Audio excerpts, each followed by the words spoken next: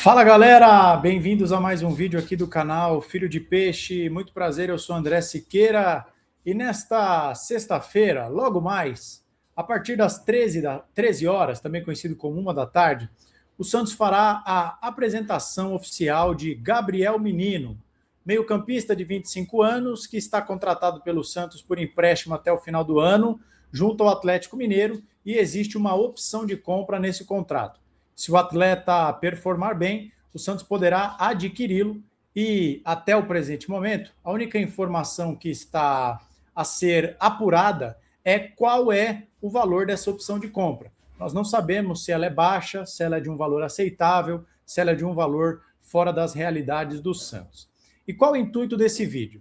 Debater como é que o Gabriel Menino pode se encaixar no time do Santos, de que forma, somado o seu perfil, ele pode atuar, como ele pode agregar, em quais funções de campo ele pode jogar. Então, eu preparei aqui alguns levantamentos, com muita estatística, imagens, mapa de calor, etc, etc, etc, para a gente poder debater aqui essa contratação do Santos, tá bom? Peço para que você se inscreva, rumo aos 20 mil inscritos, ative o sininho para você não perder nenhum conteúdo. Ainda hoje eu volto com o nosso quadro Ideias para Treinador. Amanhã, sábado, véspera de partida do Santos, tem o nosso tradicional pré-jogo, nós já teremos um convidado, mais um jogo com convidado, teremos aqui um representante do Guarani para falar sobre o Bugre, nosso adversário de domingo, então vem muito conteúdo pela frente e eu conto com o seu engajamento. Não esqueça do seu like e comente. Você é um simpatizante da contratação do Gabriel Menino? Você acha que ele pode render ou você acha que ele é um jogador ruim, que não vai agregar nada? Quero saber sua opinião. Tá bom, gente? Então, vamos lá. Eu quero começar aqui trazendo para vocês o mapa de calor do jogador, né? Eu acho que esse é o ponto de partida ideal aqui para a nossa análise. Que é o seguinte, gente, eu vou botar aqui na tela uma imagem do pessoal do SofaScore. Tá aí na tela para vocês. Veja que esse é o mapa de calor do Gabriel Menino nas duas últimas temporadas, 2024 e 2025. Temporada de 2026 ainda está começando. Ao longo de 24 e 25, ele jogou com as camisas do Palmeiras e do Atlético Mineiro. E eu queria chamar a atenção de vocês para essa ampla presença do jogador em todo o campo. Só para quem não está muito familiarizado com esse tipo de imagem, quanto mais vermelho, maior a sua concentração dentro do campo. E aí você vai fazendo a escala, do vermelho para o laranja, para o amarelo, e aí quanto mais próximo do verde, que é a cor da grama, menor a concentração do jogador. Então, já salta aos nossos olhos como o Gabriel Menino é aquilo que a gente costuma chamar agora de todo campista. No futebol moderno, o jogador não pode nem ser só aquele cara que desarma, né, que rouba a bola, mas depois não consegue construir nada, mas também não pode ser aquele jogador que só joga com a bola no pé. Aquele jogador que não combate, que não recompõe, que não duela pela bola. E o Gabriel Menino, ele está em todas as partes do campo e isso é um atrativo muito importante. Eu queria também chamar a atenção, ó, olho aqui no meu mouse, como ele tem deslocamento pelas duas faixas do campo, corredor esquerdo e corredor direito, lado esquerdo, lado direito. Ele é destro, para quem não sabe, então ele é um jogador que faz tanto o lado direito e lá atrás ele chegou à seleção brasileira, chegou a ser convocado justamente jogando na lateral direita, mas ele joga também com o pé trocado, né? Aquele jogador que joga com a perna direita, ele é destro, e joga pela esquerda, trazendo o jogo para dentro, seja para uma finalização na diagonal, seja para uma inversão para o lateral direito. Então isso é muito importante, porque vejamos só, o Zé Rafael, que é um jogador que eu admiro, que eu acho que é um bom jogador, embora não tenha jogado rigorosamente nada contra o Palmeiras na última rodada, mas está tudo bem, é o primeiro jogo dele na temporada, desde que chegou ao Santos, só jogou pelo lado esquerdo. O João Schmidt, preferencialmente, joga também pelo lado esquerdo, ainda que na reta final do Campeonato Brasileiro de 2025, ele tenha feito ótimas partidas pelo lado direito, mas ele atua majoritariamente pelo lado esquerdo. E por aí vai. Então o Gabriel Menino nos dá essa versatilidade. E ele faz algo que talvez a versão Prime do Zé Rafael faria, que é aquele jogador que faz de área a área. O João Schmidt não é esse atleta. E eu estou tentando comparar com o João Schmidt e não com o William Arão, porque eu não enxergo, em hipótese nenhuma, a possibilidade do Gabriel Menino ser um camisa 5. Eu acho que ele pode ser um 8, mas pode ser também um terceiro homem de meio de campo se o Vojvoda optar por um tripé de jogadores ali jogando, seja por trás do Neymar, quando o Neymar estiver apto, seja por trás do Roleiser, ou do Miguel, ou de qualquer outro jogador que venha desempenhar a coordenação de jogadas. Então, eu acho que o Gabriel Menino, ele pode ser este jogador com a chegada na área.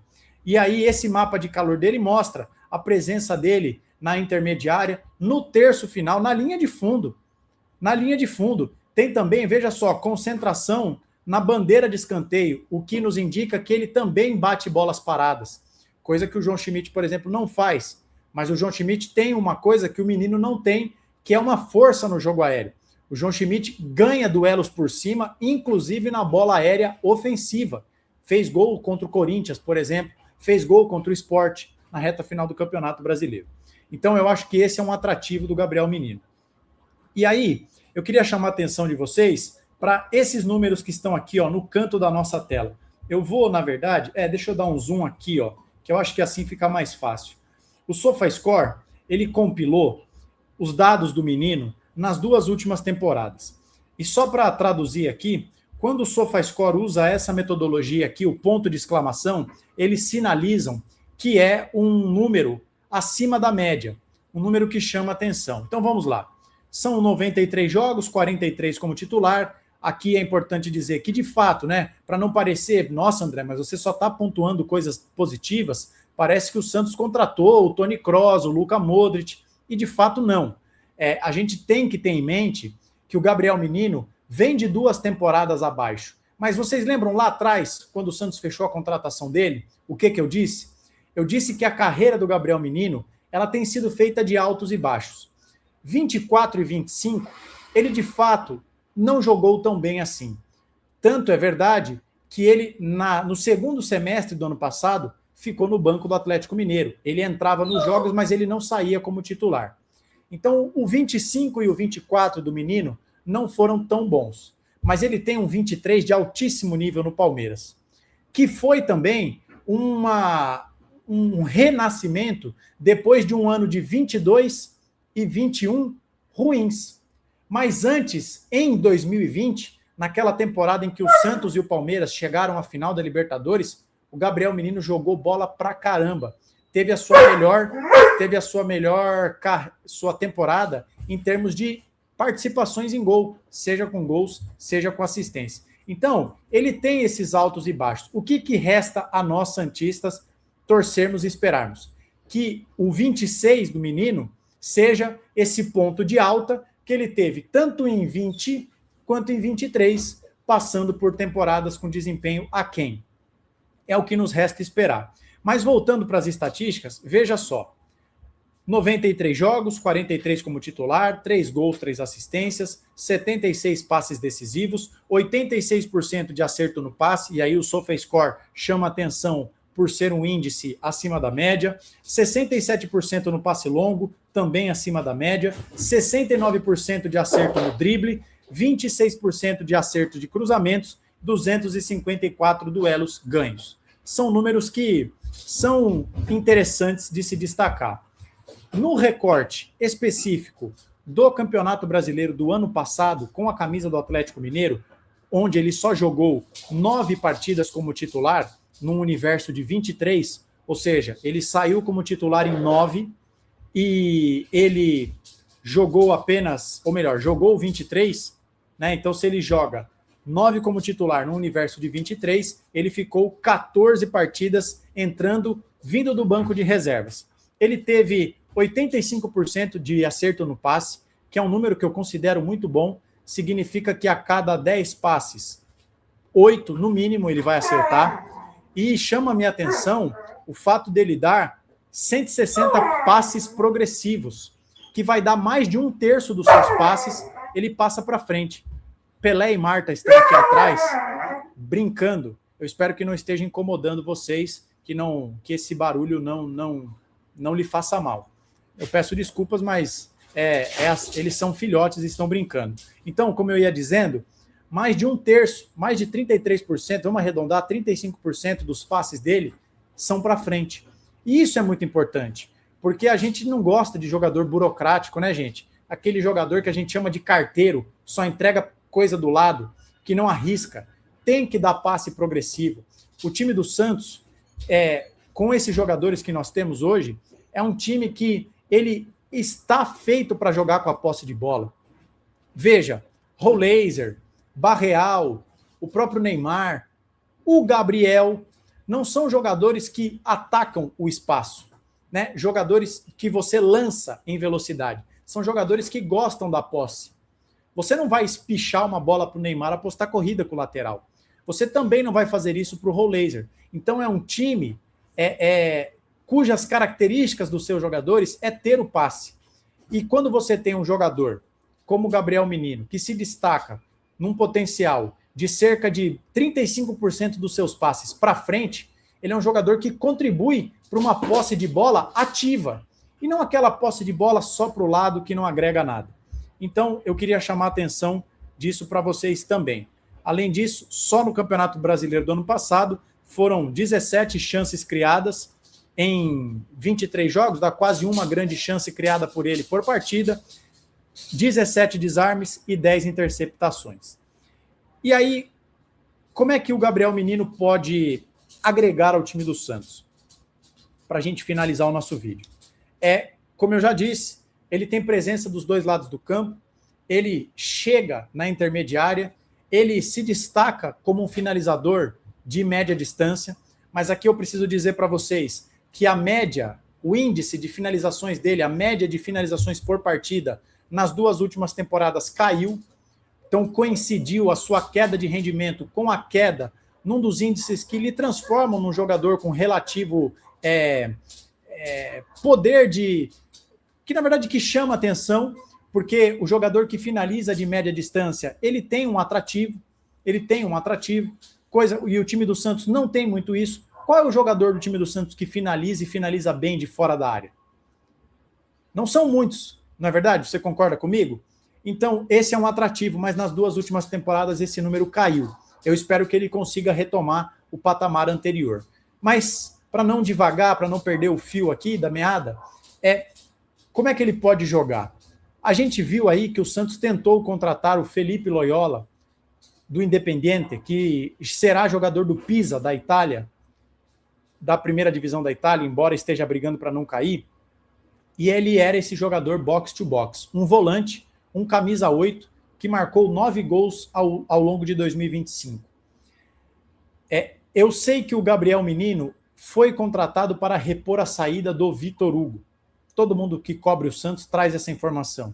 O Sampaoli pediu a contratação do Vitor Hugo para o Santos não perder um jogador com esse perfil. O Santos foi lá e contratou o Gabriel Menino.